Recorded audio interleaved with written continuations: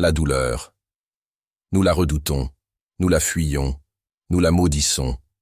Pourtant, elle est inévitable. Personne n'y échappe. À un moment ou un autre, la vie nous mettra à genoux. Perte, échec, trahison, douleur. Tout cela fait partie du voyage. Mais voici la vérité que peu osent affronter. La douleur n'est pas notre ennemi. Elle est une épreuve, un test, une opportunité. Ce qui nous détruit, ce n'est pas la douleur elle-même, mais la façon dont nous la percevons. Ceux qui la subissent s'effondrent. Ceux qui l'embrassent grandissent. Alors aujourd'hui, nous allons voir ensemble comment transformer nos blessures en puissance, nos échecs en tremplin, et notre douleur en une force inébranlable. Parce qu'au bout du compte, ce ne sont pas les événements qui forgent notre destinée, mais notre capacité à les transcender.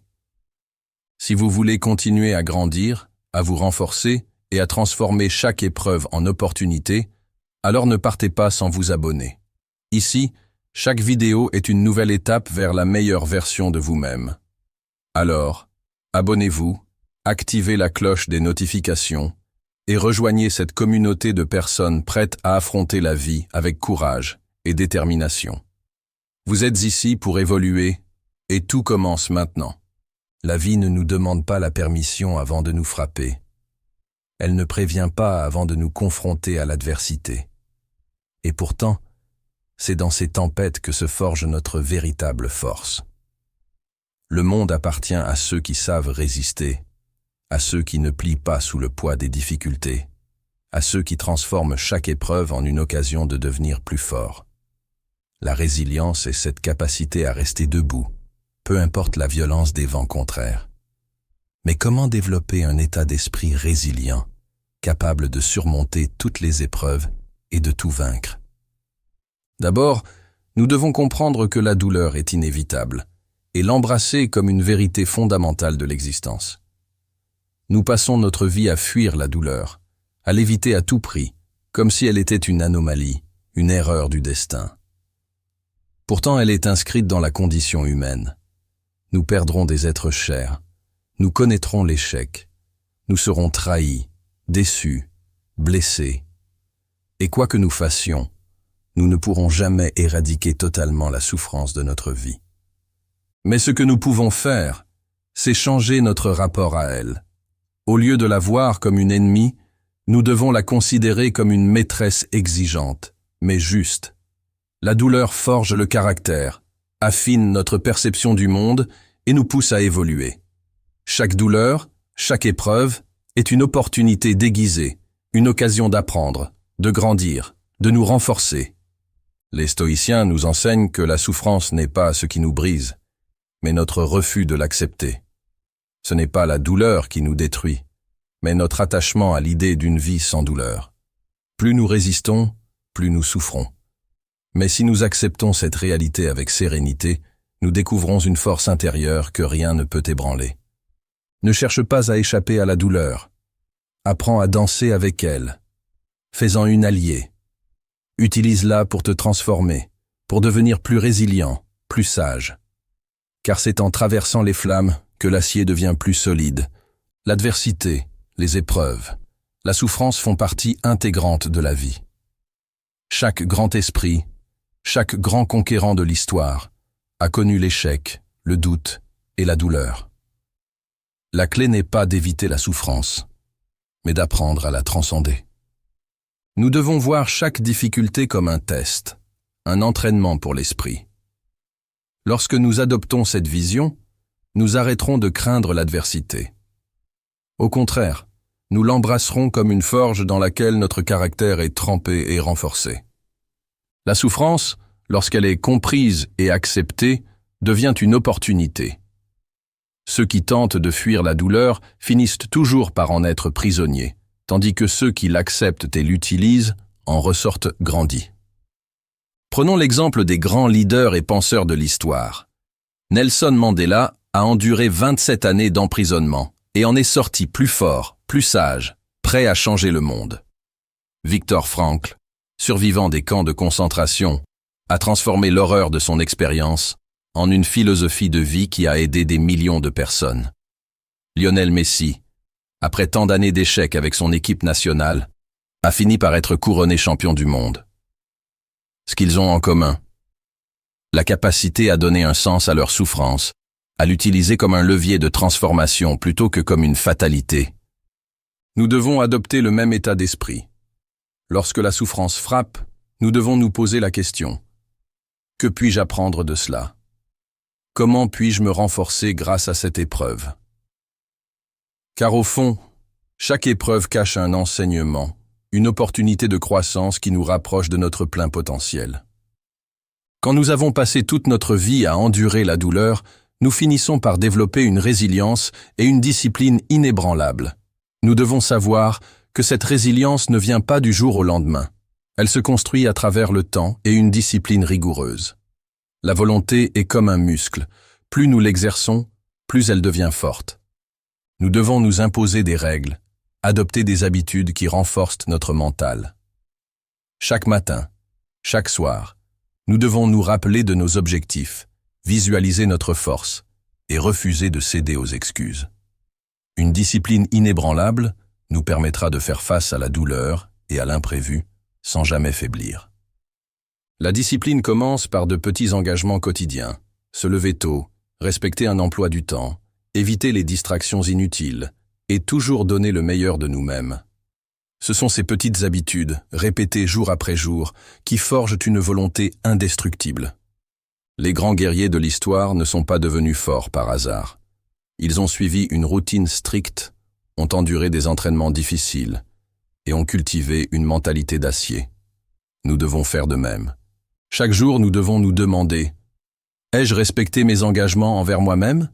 Ai-je tenu parole? Car la discipline, ce n'est pas seulement une question d'action, c'est aussi un contrat moral avec nous-mêmes. Plus nous respectons nos propres règles, plus notre esprit devient puissant et résistant. Maîtriser nos émotions dans les moments de doute et de souffrance est l'une des plus grandes forces que nous puissions développer. Quand tout semble s'effondrer, quand l'incertitude nous ronge, notre premier réflexe est souvent de céder à la panique, à la frustration ou au désespoir. Mais ces émotions, si elles sont naturelles, ne doivent pas dicter nos actions. Ce qui nous arrive n'a de pouvoir sur nous que si nous lui en donnons. La douleur, la peur, la tristesse. Elles existent, mais elles ne sont que des événements internes, des réactions de notre esprit. Ce que nous ressentons ne doit pas nous posséder. Lorsque le doute s'immisce, respirons. Prenons du recul. Observons nos émotions comme un spectateur observerait une rivière en crue, avec détachement. Elles vont et viennent, mais elles ne sont pas nous.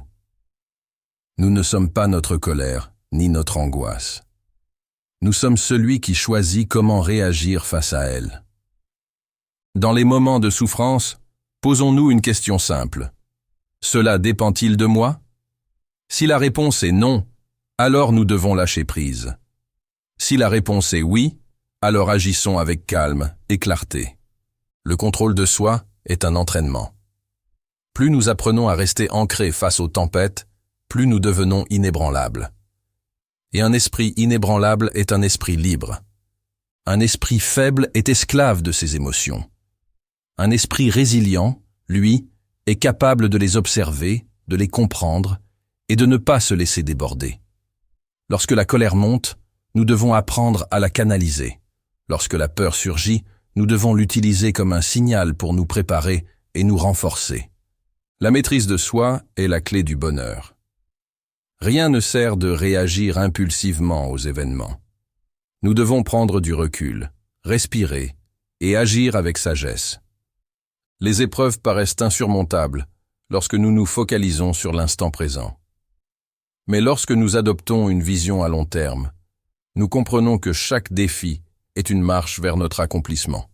Nous devons nous poser la question à savoir: comment cette épreuve peut-elle me rendre plus fort dans 1 an, dans 10 ans? Cette perspective nous aidera à supporter la douleur temporaire et à avancer avec détermination. Notre environnement joue aussi un rôle crucial dans les moments de souffrance et de développement de notre résilience. Si nous nous entourons de personnes négatives, nous absorberons leur peur et leur pessimisme. Mais si nous nous entourons de guerriers de la vie, d'esprits inébranlables, nous deviendrons comme eux. Nous devons choisir nos relations avec soin, rechercher l'inspiration chez ceux qui ont surmonté les pires épreuves, et nous rappeler que la force mentale se transmet autant qu'elle se cultive. L'échec est inévitable, mais il ne définit pas qui nous sommes. Ce qui compte, ce n'est pas combien de fois nous tombons, mais combien de fois nous nous relevons. Transformer la souffrance et l'échec en élévation, c'est comprendre que rien n'a de valeur tant que nous ne lui en donnons pas. La douleur en elle-même est brute, sans signification. L'échec n'est qu'un événement.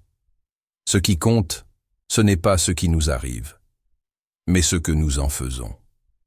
Chaque souffrance contient une leçon. Elle nous met face à nos limites, à nos illusions, à nos attachements.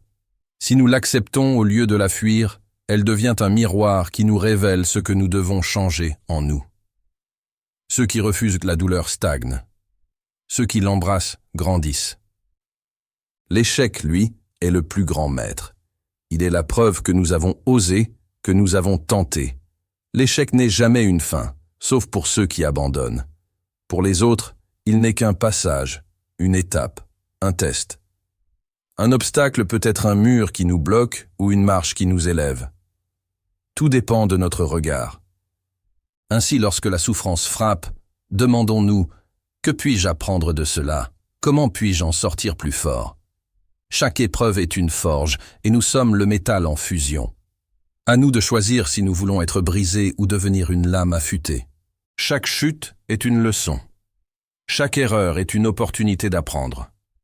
Nous devons cesser de voir l'échec comme une fin, et commencer à le percevoir comme un tremplin vers la grandeur.